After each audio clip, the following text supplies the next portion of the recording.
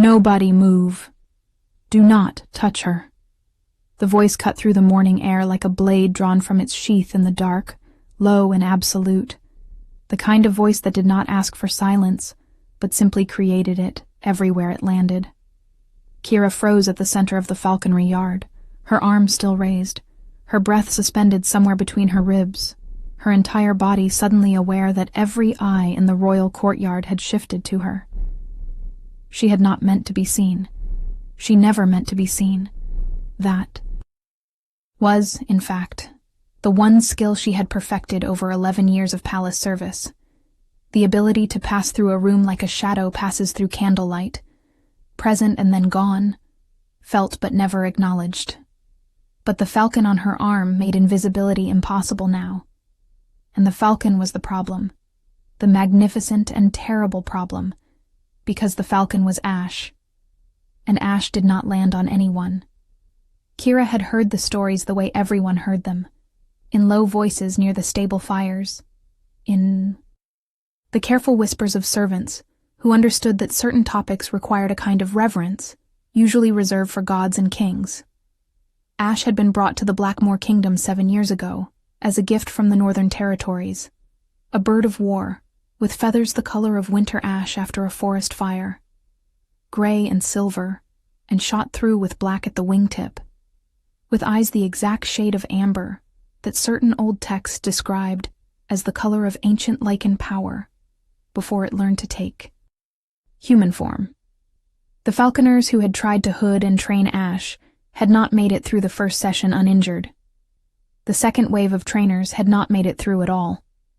The Alpha King himself had stood in this yard 3 years ago and extended his arm with the leather gauntlet in place, and Ash had simply stared at him from across the mews with those terrible amber eyes, turned its magnificent head away, and refused.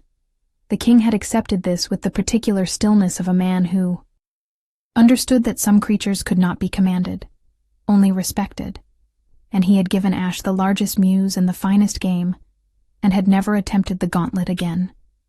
Everyone understood that Ash hunted when Ash chose, and that was simply the nature of things, except that now Ash was on Kira's arm, and Kira had not extended a gauntlet because she had not planned any of this, and she had not even known the bird's history until about 6 seconds ago, when the yard had gone so silent that she could hear her own heartbeat competing with the soft, deliberate sound of the Alpha King's boots on the stone behind her. She had come to the falconry yard before dawn, as she always did, to check the water troughs for the hunting hawks in the northern mews section where she worked. She was a stable hand. More precisely, she was a stable hand who had been assigned to the animal yards because the head housekeeper had run out of places to put an orphan girl with no particular skills, and no particular connections, and no particular reason to be given anything better. Kira had accepted this assignment with the same quiet she accepted everything, and she had, over years of pre-dawn walks through sleeping yards, developed a certain ease with the creatures that lived there. Not magic. She had no magic. She was perfectly clear on this fact, had been told so often enough. Wolves without inner beasts did not receive gifts of power or sight or strength. They received stable assignments and were grateful. She was grateful. She cleaned the water troughs and was grateful and asked for nothing and was given nothing. And this had been the shape of her life for as long as she could clearly remember. But this morning she had walked past the restricted mews at the far end of the yard, the one with the iron gate and the warning carved into the wood above the entrance. And she had heard a sound she did not know how to name. It was not distress exactly.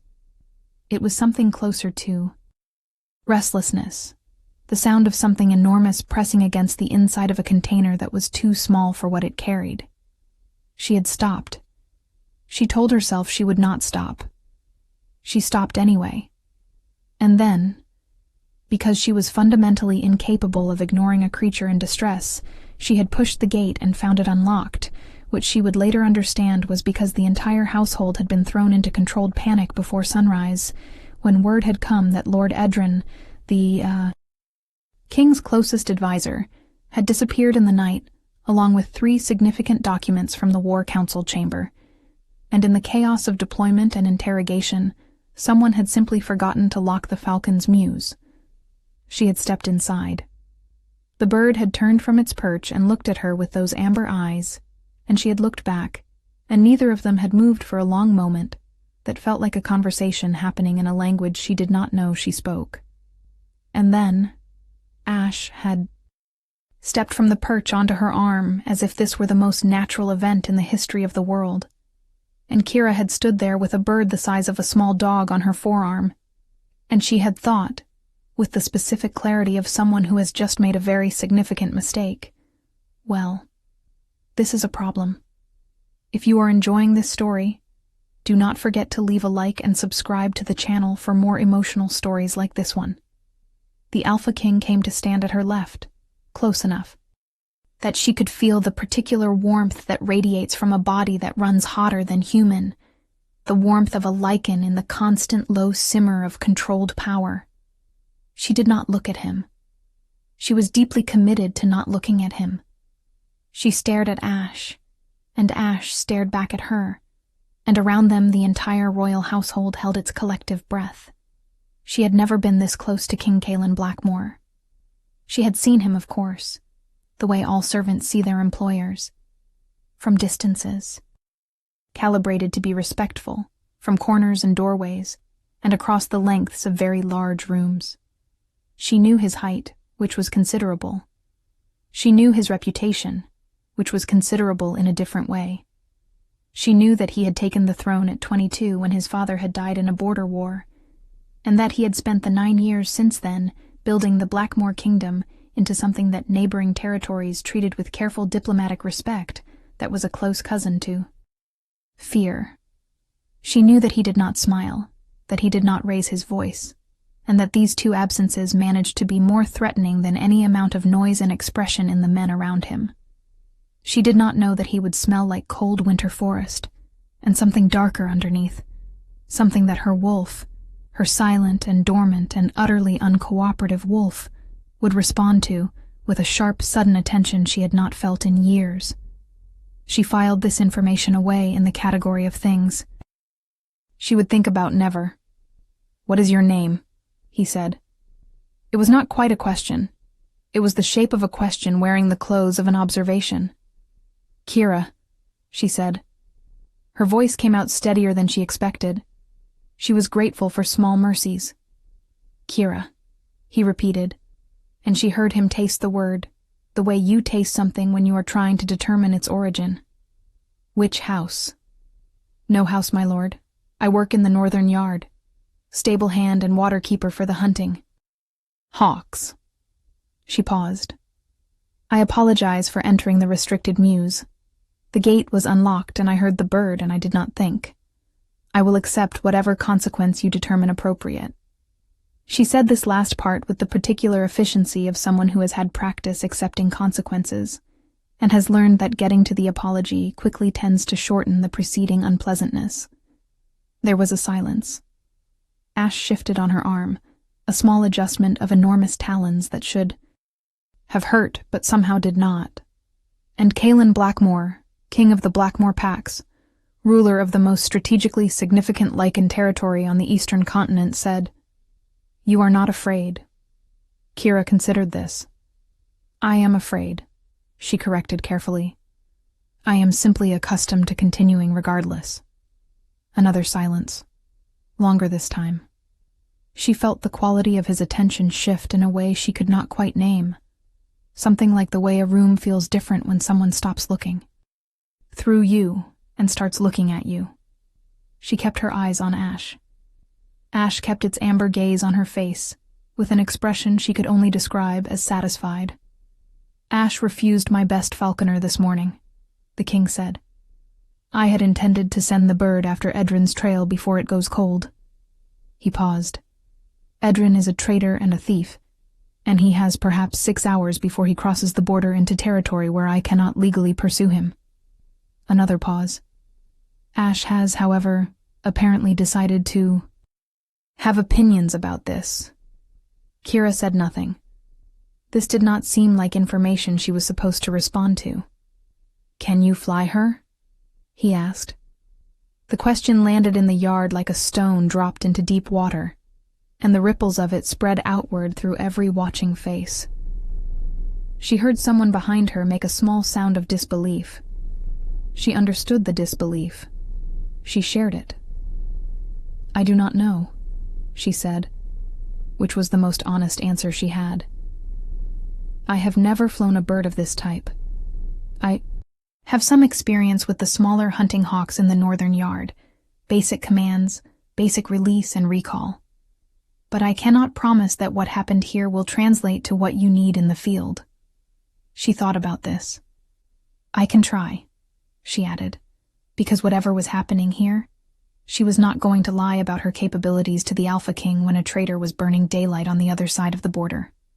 He studied her for a moment with those dark eyes that were, she noted, with the careful peripheral vision of someone trying not to be caught looking, exactly as unsettling as rumor had suggested. Then he said, "Get her ready." This was how Kira, stable hand and waterkeeper and certified invisible person, came to ride out of the Blackmoor Palace gates at sunrise with the Alpha King at her left and the King's captain of the guard at her right, and a war falcon on her arm that had refused every trained handler in the kingdom but apparently found her entirely acceptable. She told herself she was not thinking about the mate bond. She was not thinking about it at all. She was thinking about the traitor and the border, and whether her basic recall commands were going to work on a bird that had, until 40 minutes ago, refused to be commanded by anyone. She was absolutely, completely, not thinking about the way her wolf had gone from its usual dormant silence to something very much resembling alertness the moment Kaelin Blackmoor had stepped close. Enough for her to breathe the same air. The trail was cold, but not dead. Kira had spent enough time with the hawks to understand the fundamentals of scent tracking from the air, the way a good bird sweeps a pattern, the way you read the subtle language of wing beats that tells you whether the prey has been found or is still being sought. Ash flew differently than the smaller hawks. Ash flew like something with a purpose older than training, vast and precise, cutting the morning sky in long, sweeping passes that covered ground faster than the horses beneath them. Kira watched the bird and felt, with a strange quiet certainty, that she understood what Ash was doing.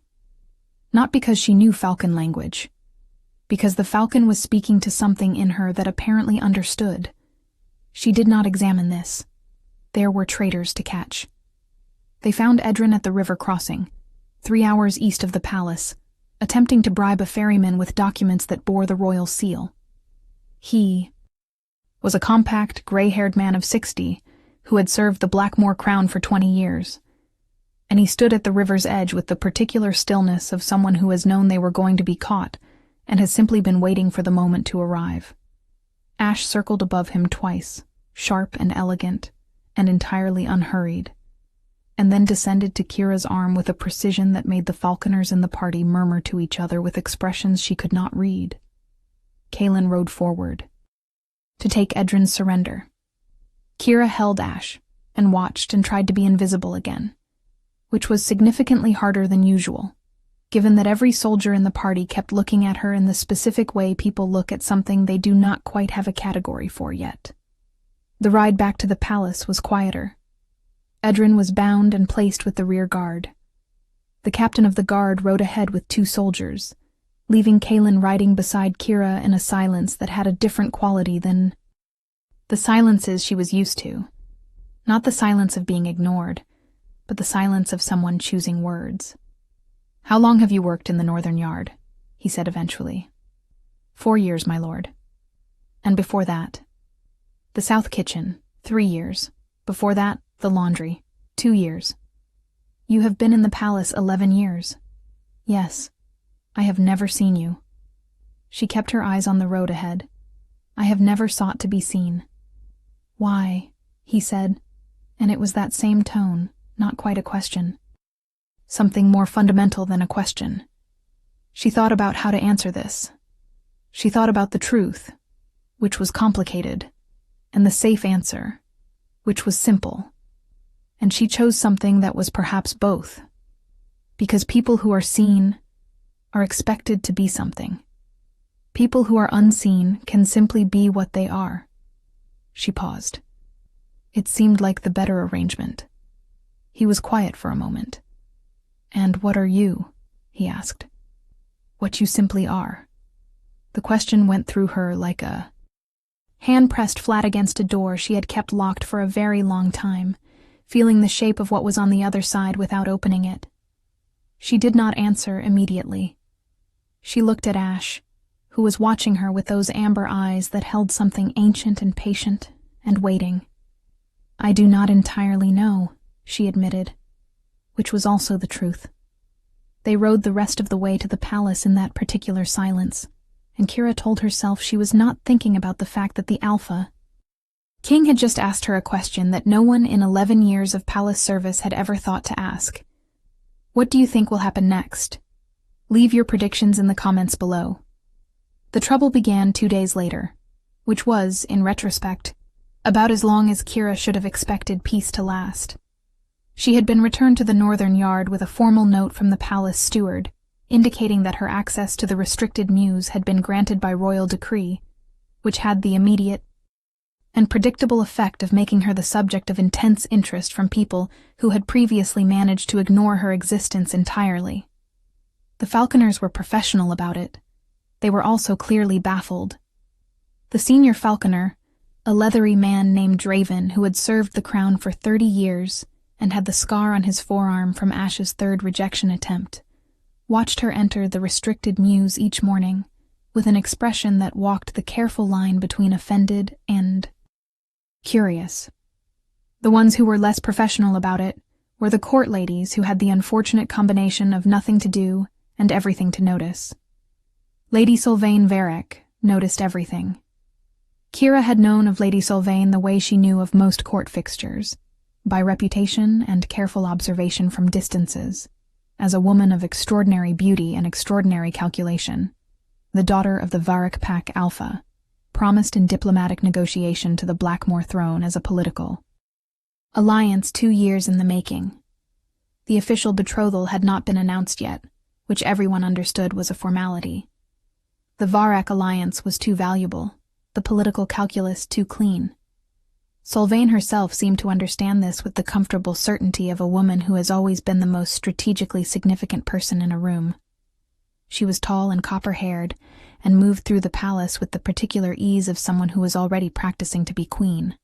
She came to the falconry yard on the 3rd day, with 2 attendants and a perfectly constructed expression of idle curiosity, and she watched Kira work with Ash for a long time before she spoke. "I was told you were the girl who flew the bird after Edrin," she said finally, in a voice like expensive fabric, smooth and structured and chosen carefully. "I imagined something more remarkable." Kira did not look up from adjusting Ash's hood. "I imagine most things are less remarkable than their reputation," she said, which was a polite way of ending a conversation that she could tell was not going to improve her situation. "What is your bloodline?" Sylvain asked. The question was casual. It was designed to be casual. Kira understood this the way you understand when someone has aimed carefully and is watching to see where the arrow lands. "Warrior blood. My father served in the Eastern campaigns." She straightened.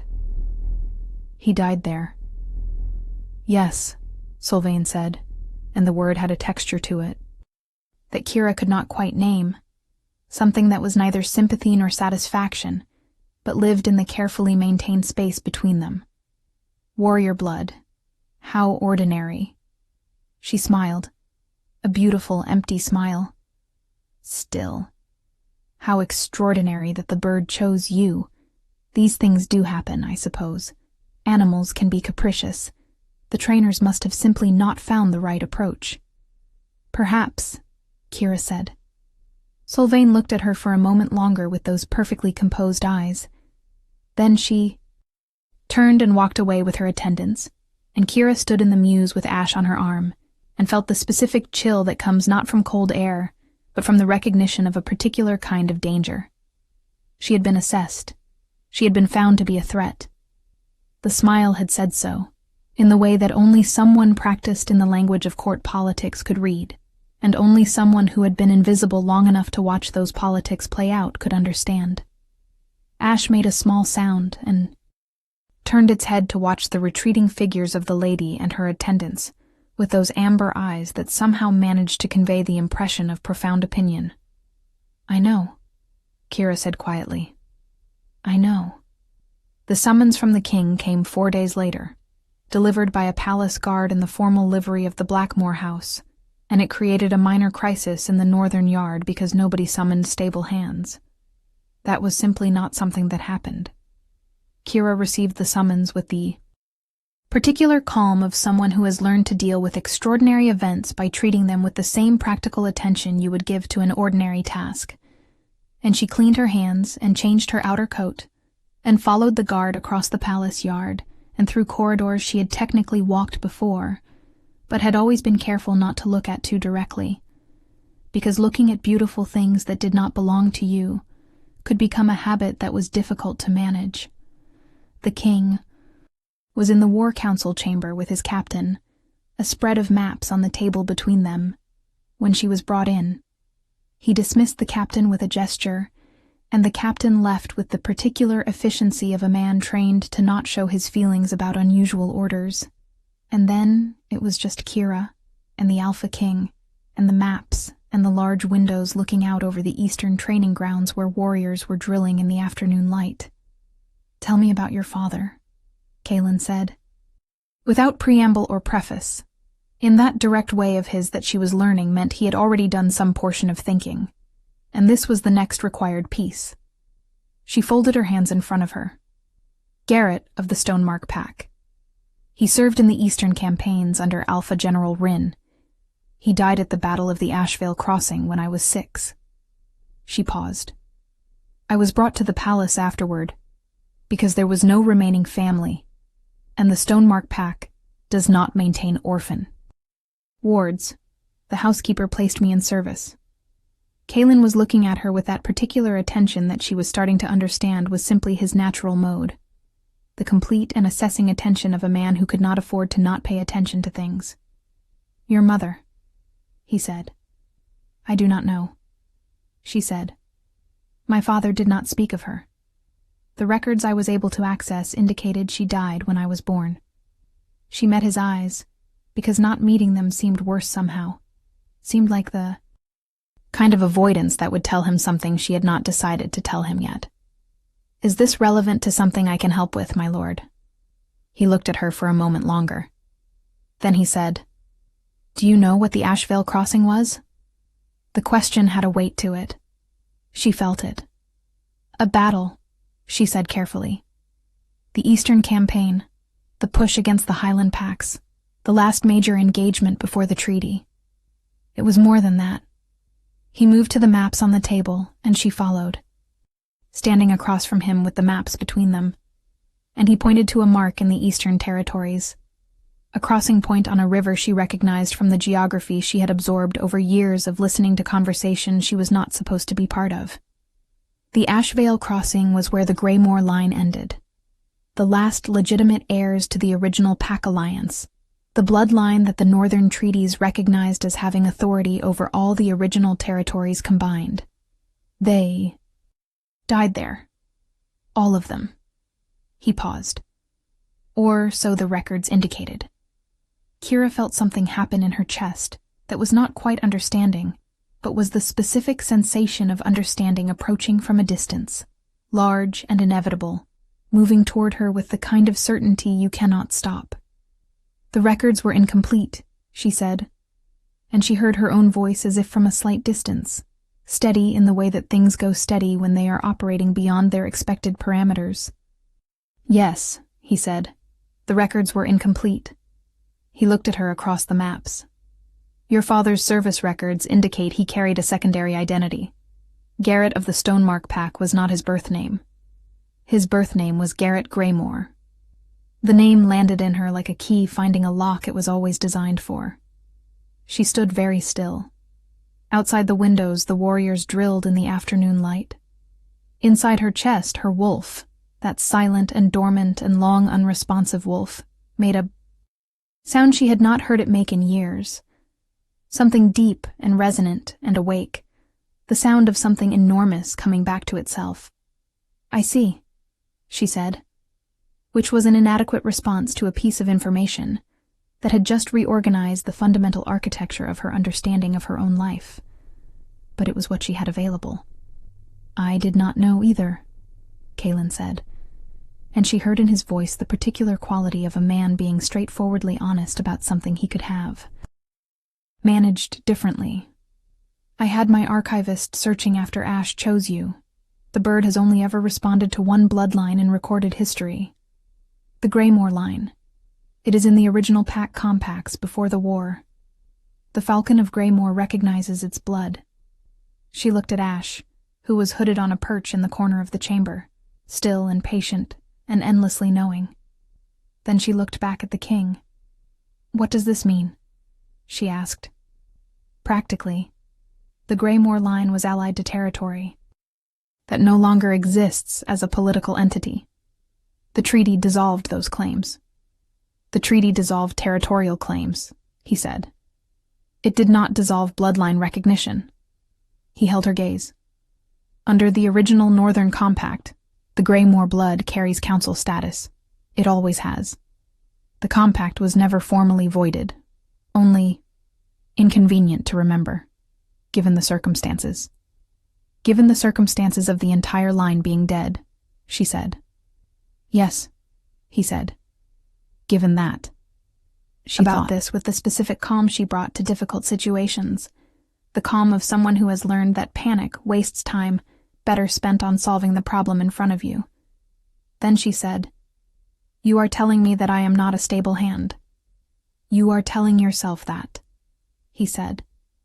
And there was something in his voice she had not heard there before, something that was not quite warmth, but was the specific quality that warmth leaves behind in the shape of a voice that is accustomed to measuring everything carefully. "I am telling you what you are." What she was, apparently, was the last living heir to the Greymore bloodline, the oldest continuously recognized pack lineage in the Northern Territories. A bloodline that carried ancient power and ancient weight, and had been invisible in a palace stable for 11 years, cleaning water troughs and being grateful and asking for nothing, which was its own kind of miracle and its own kind of tragedy and its own kind of fury when she allowed herself to start feeling it. She did not allow herself to start feeling it yet. There was work to do first. "Lady Sylvain knows," she said. It was not a guess.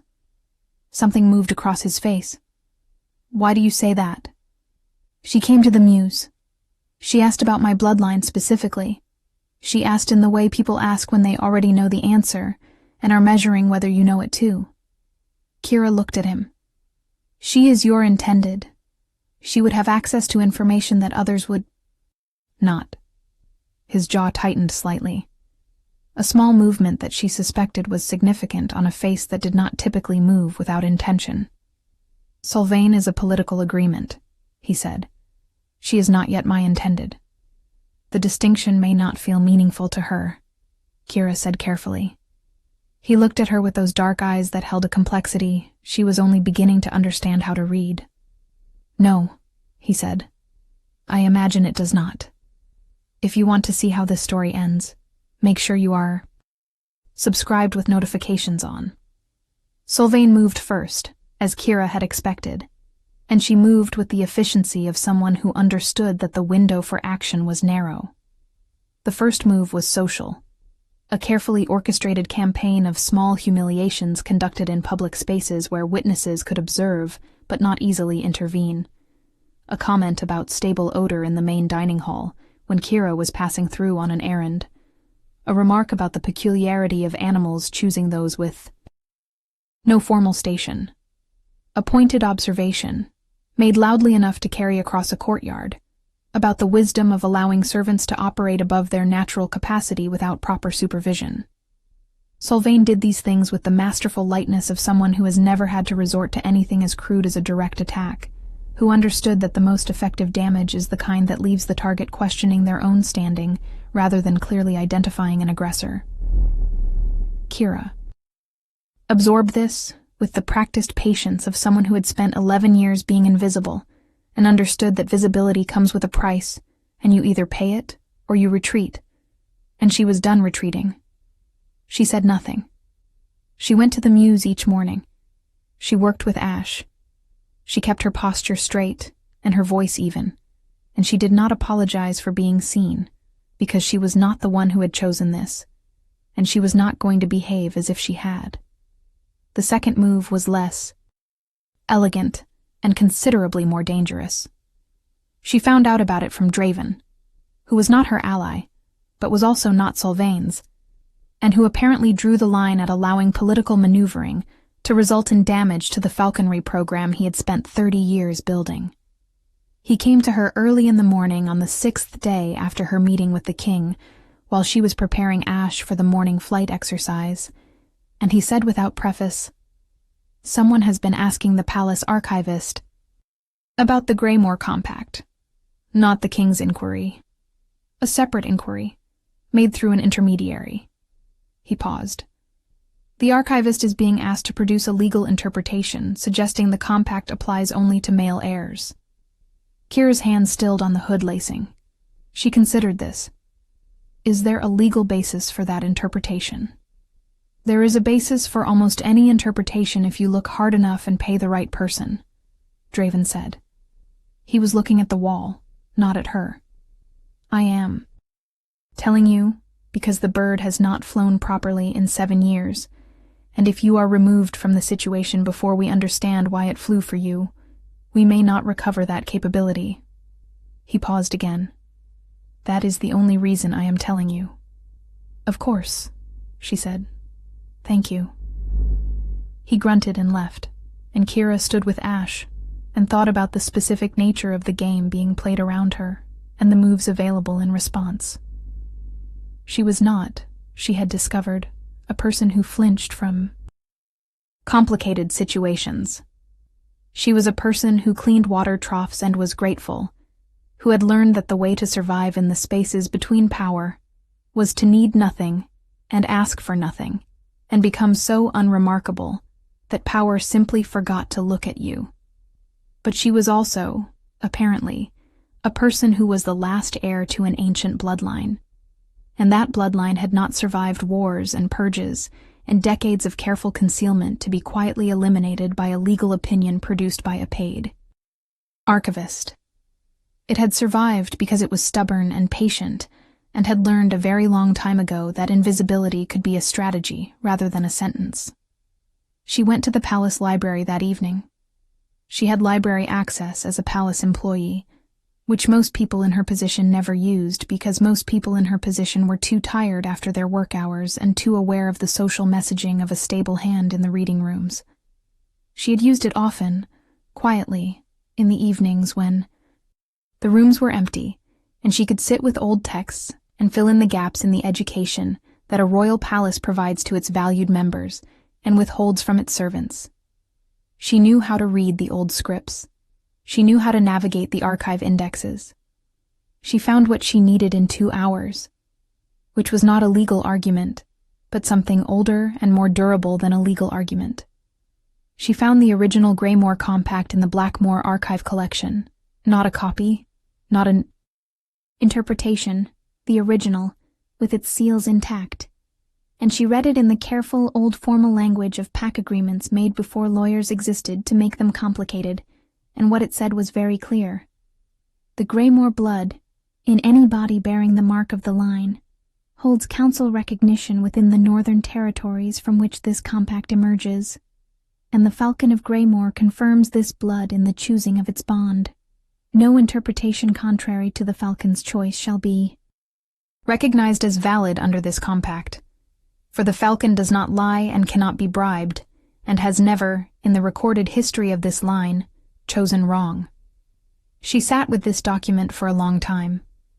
Then she carefully, precisely, made a copy in her own hand, and went back to the northern yard, and lay in her small room above the stable, and looked at the ceiling, and felt the slow, seismic shift of a life reorganizing itself around a truth that had always been present, but had been waiting, with great patience, For the moment she was ready to carry its weight.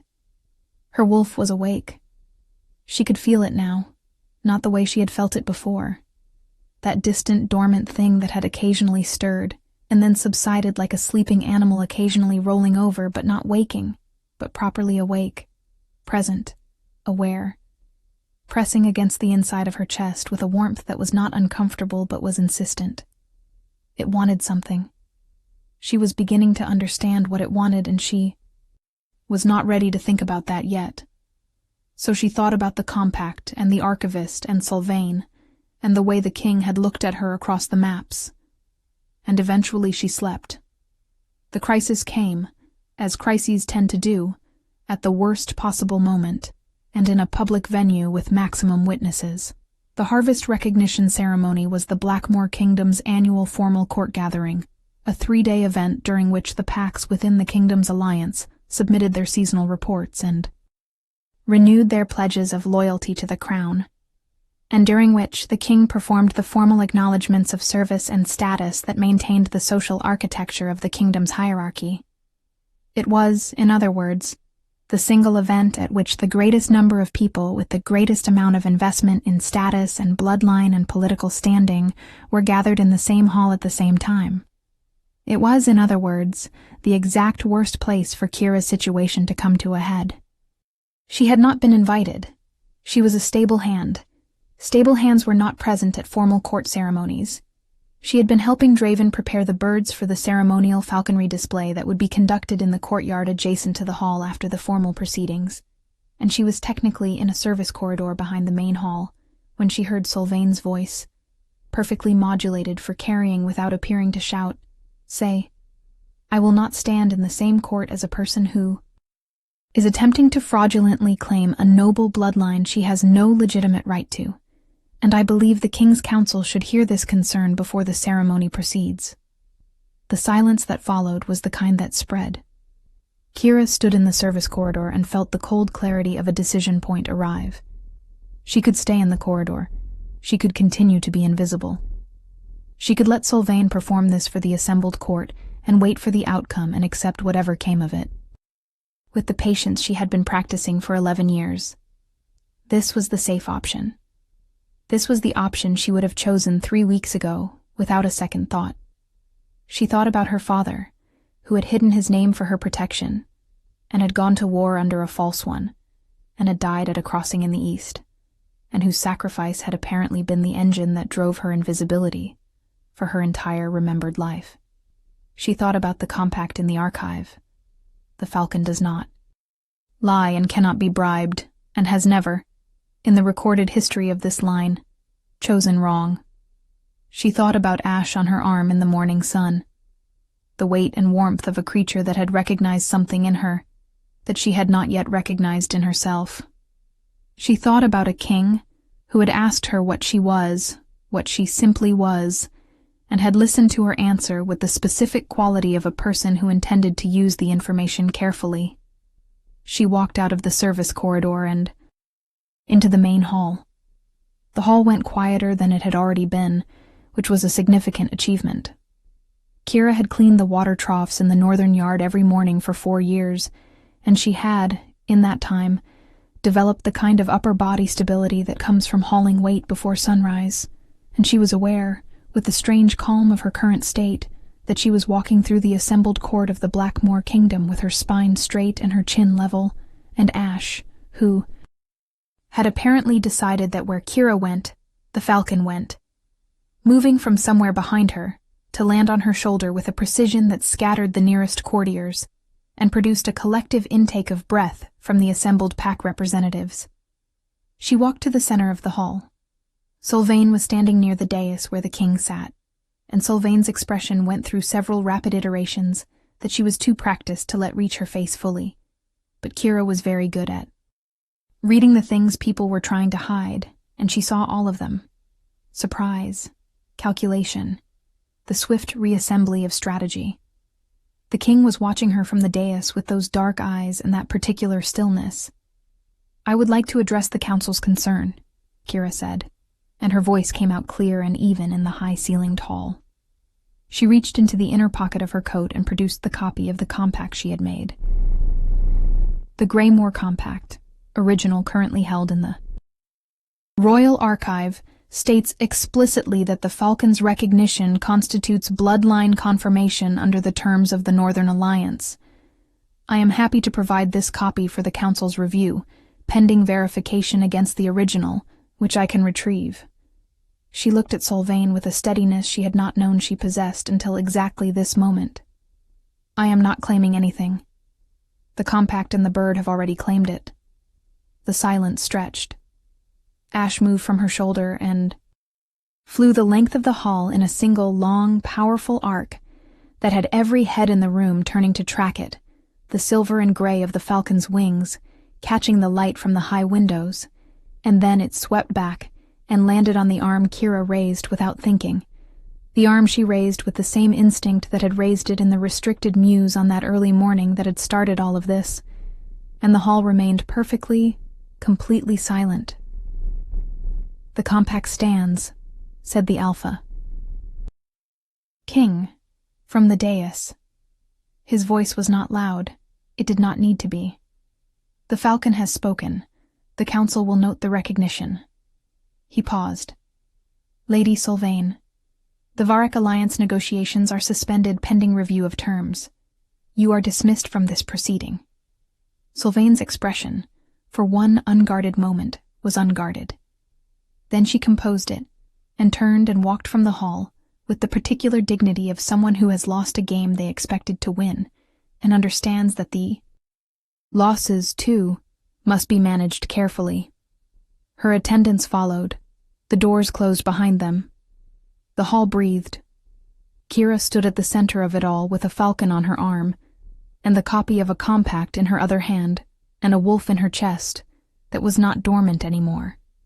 Not sleeping, not patient, but fully awake and pressing against her ribs with the specific insistence of something that had been waiting a very long time to be let out. The king descended from the dais.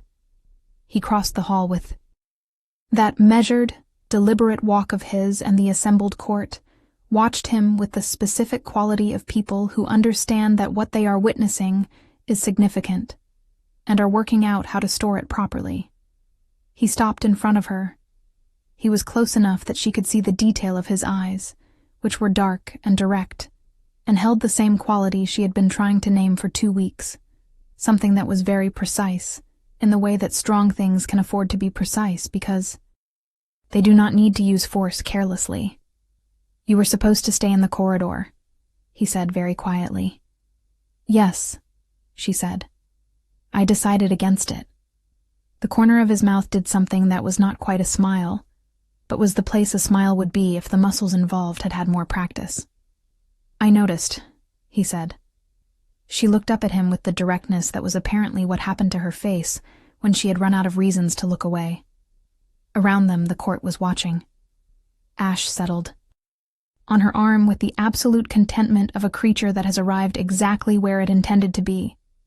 Her wolf was pressing outward with warm insistence, and she was done pretending she did not know what it was pressing toward.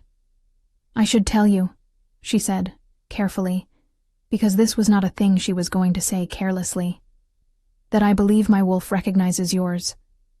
I am not certain what to do with that information, but I thought you should have it." He was silent for a moment. She watched his face move through something complex, with that characteristic efficiency of expression. Then he said, "I know." She blinked. "You know. I have known since the first morning. Since the yard." He held her gaze with that dark, direct attention. "I was waiting to see if you knew." She absorbed this. "You were waiting," she said. "You are not a person who responds well to being told what to feel," he said. "I was waiting for you to arrive at it yourself." She thought about this for a moment. About a king who had found the last heir to an ancient bloodline in his stable yard, and had asked her what she was, rather than telling her. Who had waited for her to walk out of the corridor herself, rather than sending someone to bring her.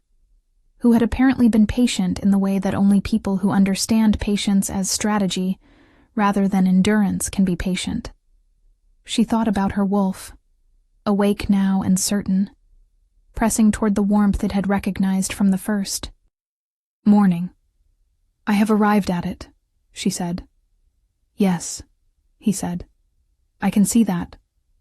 Around them the court held its collective breath in the way that courts do when they are watching the future arrange itself. And Ash spread her silver wings once, briefly, in the shaft of afternoon light from the high windows. A movement that was not quite flight, but was the shape of something beginning, something that had been waiting in the dark of a restricted muse, and an archive and a service corridor for the moment. That all things that are meant to be found are finally found. The formal recognition of the Greymore bloodline was conducted 3 days later in the same hall, with the full council in attendance, and the original compact retrieved from the archive and read aloud by the royal recorder. Kira stood before the assembled packs in clothes that were not stable clothes, and felt the specific, vertiginous experience of a life-changing shape around her, while she remained, in some essential way, still. Herself. She was still the person who got up before sunrise. She was still the person who approached difficult situations with practical calm. She was still the person who had learned that patience was not surrender, but strategy, and that invisibility was not weakness, but choice, and that there was a significant difference between being overlooked and being hidden, and that when the hiding was done by people who loved you enough to make themselves disappear so that you would survive to live the life they could not. The emergence into visibility was also a kind of tribute. Her father had carried the Greymore name for her. She was carrying it forward now. She thought that was probably what he had intended, in the Eastern campaigns, in the decision to hide his name, in all the ways that love works backwards through time to protect things it will not live to see. The mate bond recognition was a separate ceremony, quieter, conducted in the way of the oldest pack traditions rather than the court formality. Kaylin came to her in the evening after the public proceedings were complete, without the council, without the court, without the political architecture that surrounded everything they did in this palace. He came to the small courtyard outside the northern mews, which was where she was, because old habits have a gravity that political elevation does not immediately override, and he stood across from her in the evening air that smelled of autumn and cool stone and the distant something that was him. That cold forest scent, beneath which something older moved. This does not have to happen quickly, he said, or according to anyone else's schedule. She looked at him in the evening light. This was a man who had run a kingdom for 9 years with the kind of careful, deliberate attention that came from understanding that every choice had weight. This was a man who had waited for her to know her own mind, rather than moving before she was ready. This was a man whose wolf. She could feel at the edges of her own awareness now, patient and warm, and exactly as unmistakable as the compact had said it would be when the time came. I know, she said. I am not in a hurry. I have been patient a long time. She held his gaze. But I know what I want. The silence between them had the quality of something settling into its right shape, a door finally fully open, a lock finally properly turned. So do I, he said. Ash called once from the mews, a clean, bright sound in the evening air, the sound of a creature that has done what it came to do and is satisfied. And Kira looked at the king of the Blackmoor packs across the small courtyard and felt her wolf stretch out toward the warmth and the recognition and the long-awaited belonging of it, and she let it. If this story touched your heart, share it with someone who loves epic romance. Tell me in the comments, did you see this ending coming? The seasons changed, as they do, and the Blackmoor kingdom changed with them in the way that places change when the fundamental architecture of power shifts, not dramatically, not overnight, but in the accumulated small moments of adjustment and recalibration that constitute the actual movement of history, rather than its dramatic moments. The Varek alliance was renegotiated under new terms that were, by all diplomatic accounts, considerably more equitable than the original. with Sylvain Varec eventually contracted in a marriage that suited her ambitions. Considerably better than a king who had never been available for the taking, though it took her some time and considerable management of her feelings to arrive at this conclusion. The Northern Pacts, whose ancestral allegiance to the Greymore Compact had been dormant for decades, began, quietly at first, and then with increasing openness, to make contact with the palace through channels that had not existed 6 months prior. The Royal Archive was given additional funding, and 3 new archivists, because it had turned out that the number of inconvenient historical documents, waiting to be inconvenient, was larger than anyone had quite accounted for, and it seemed better to know what they said than to be surprised by them at future ceremonial occasions. Draven, the senior falconer, retired at the end of the year with a pension that he described as excessive, and accepted without further argument. He left the falconry program in the hands of a team that included, for the first time in its history, a head falconer whose previous position had been waterkeeper in the northern yard. He did not say anything about this arrangement that was effusive or warm. He did grunt, upon his departure, that Ash had never looked better, which everyone in the falconry yard understood was approximately the highest compliment available within his range of expression.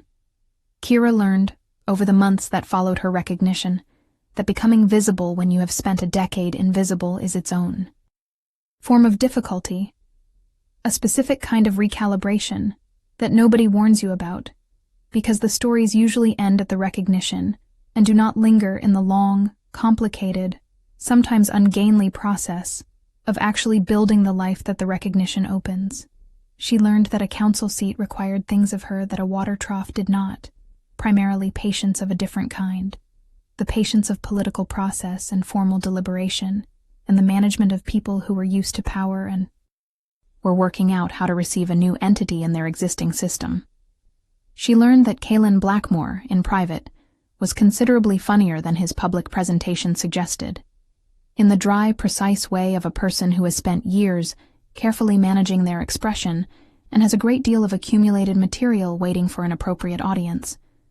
She learned that her wolf, fully awake, was formidable in ways she had not anticipated, that the Greymore bloodline carried gifts that 11 years of dormancy had not diminished but simply stored, and that the stored version, released, was powerful enough to require management and study and the kind of patient application of discipline that she was, fortunately, well equipped to provide.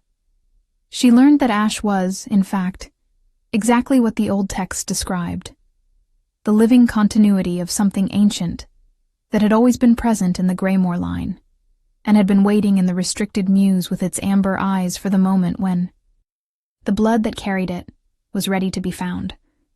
She could speak to the bird now, not in words, not in the trained signals of formal falconry, but in the older language that the compact described, and she was only beginning to learn. It was like learning a dialect of something she had always technically known. The learning was its own kind of homecoming. She stood in the courtyard on a morning that smelled of early winter, with Ash on her arm, and her wolf warm and awake inside her, and the particular quiet of a life that has found its shape around her. And she thought about her father, who had been Garrett Greymore before he became Garrett of the Stonemark Pack, who had hidden his name in the earth of a war, and let his daughter grow up invisible and unremarkable and untouchable, because invisible was safe, and safe was all he could give her. She thought that she hoped wherever he was, he could see her standing here, visible and known, and carrying his name forward in the morning. Light with a king at her back, and 1,000 years of bloodline awake in her bones. She thought that was probably enough. She thought he would have thought so too.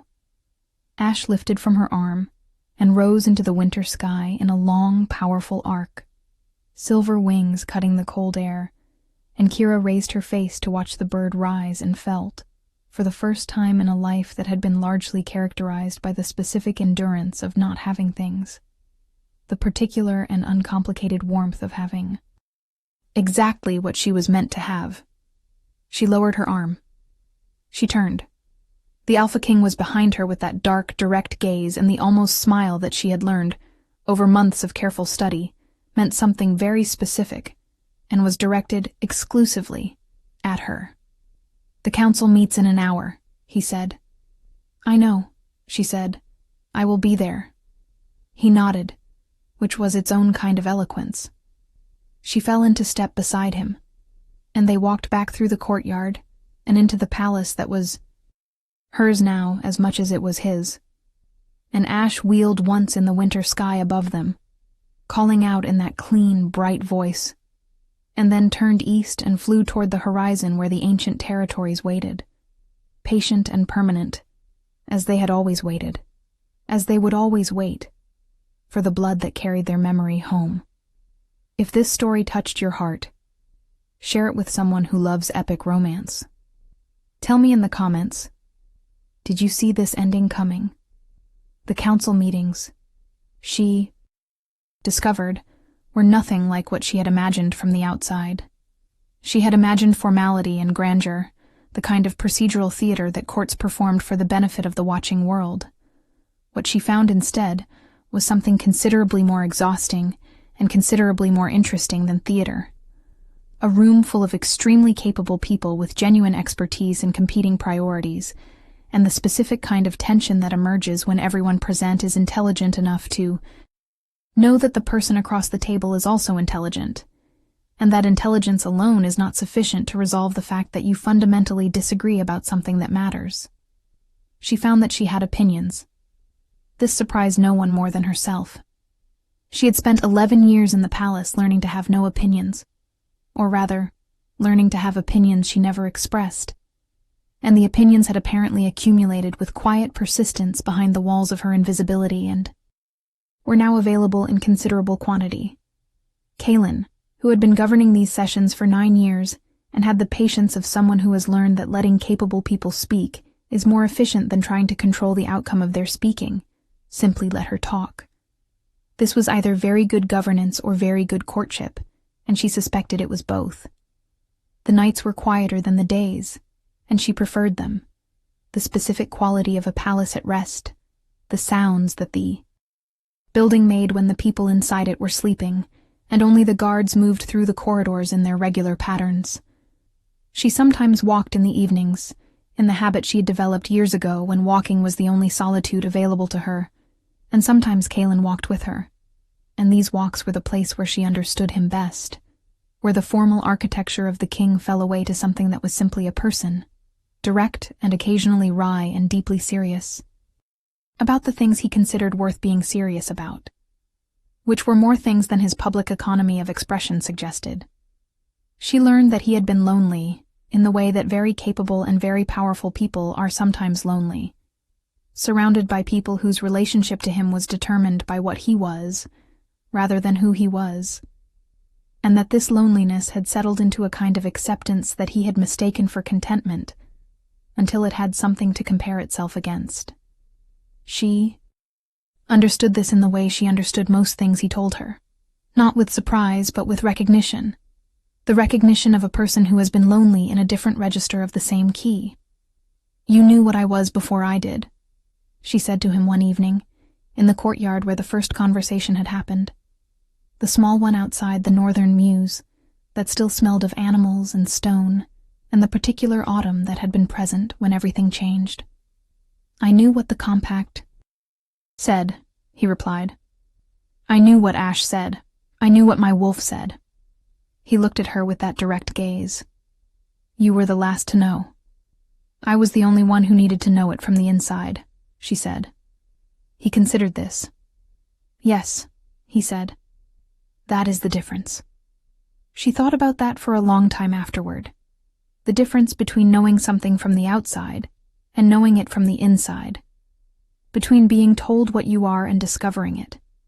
Between a bloodline written in a compact and a bloodline alive in your bones and your wolf, and the way a bird 700 years old looks at you, like it has been waiting your whole life for you to show up. She thought about her father, who had known from the outside what she would one day know from the inside, and who had made the choices that kept the inside safe until it was ready. She thought that grief and gratitude could occupy the same space in a person without either one canceling the other, that you could mourn what was lost and honor it simultaneously, that this was in fact exactly what memory was for. The first winter solstice after her recognition was celebrated with a formal ceremony that the Northern Pack traditions had observed for as long as the Northern Packs had existed, a gathering of light in the longest dark, a reminder that things return, that warmth is cyclical, that the things that go dormant do not do so because they are dead, but because they are waiting. The hall was lit with more candles than she had ever seen in one place, and the packs from the Northern Territories who had begun the slow process of reconnecting with the Blackmoor Alliance attended in greater numbers than the year before, and Ash flew the ceremonial circuit of the hall that the Falcon of Greymoor had traditionally flown at the solstice gathering, which nobody had seen in 30 years, and the hall watched with the specific quiet of people witnessing something they had not known they had been waiting for. Kira stood at Kaylin's side through the ceremony, with her wolf settled and warm, and her spine straight, and the copy of the compact she kept with her, always in the inner pocket of her formal coat. And she thought about the stable yard, and the water troughs, and the morning that had started all of this, the gate that had been left unlocked by accident, the bird that had turned from its perch and looked at her with those amber eyes, the specific and arbitrary and entirely inevitable chain of events that had led her here. She thought that destiny, if it existed, was probably exactly like this. Not a force that pushed you toward something inevitable, but a shape that waited for you to be ready for it. Patient in the way that ancient things can afford to be patient, because they understand that time is the one resource that cannot be manufactured, and cannot be hurried, and cannot be taken away from those who know how to use it. Ash called out from the ceremonial perch, and the sound of it filled the hall with something older than ceremony, older than kingdom, older than the politics and the compact, and the long, complicated human work of building something that would last. The sound of a creature that recognized what was true, and said so, simply and without reservation. The way truth speaks when it does not need to persuade anyone, only to be heard. Kira heard it. She had been hearing it, she thought, for longer than she knew. The spring council session brought 3 new pack delegations. From the north, territories that had been technically independent for 2 generations, but whose compacts with the original Blackmoor Alliance predated the war that had taken Garrett Greymoor from his daughter and his name from the records. They came with the careful formality of people who were not sure of their reception, but had decided that the moment warranted the risk, and Kira received them in the council chamber with Kaylin at her right and Ash at her back on the ceremonial perch and the old compact open on the table, and she watched the lead delegate, an older woman with silver hair and eyes the color of the northern forest she had come from, look at the compact and then at Ash and then at Kira, and something in the woman's face moved through several layers to arrive at something that Kira recognized as relief. The specific relief of someone who has been waiting a long time for something to be over and has just been told that the waiting is done. The Greymoor line holds, the woman said, which was not a question. The Greymoor line holds, Kira confirmed, which was not a reassurance but a statement of fact, delivered with the practical clarity she brought to facts she intended to be taken seriously. The delegation stayed for 3 days, and the agreements they reached in that time were not dramatic. They were practical, specific, and durable, the kind of agreements that are built by people who have been through enough to understand that durability is worth more than drama. Kira had learned this from the water troughs, from the 11 years of practical invisible work that had taught her what mattered and what was performance. And she brought this knowledge to the negotiation table with the same matter-of-fact efficiency she had brought to everything else, and the delegations, who had expected a newly recognized noble to be either arrogant or uncertain, found instead a person who was simply direct, and this directness was, in its own way, its own kind of power.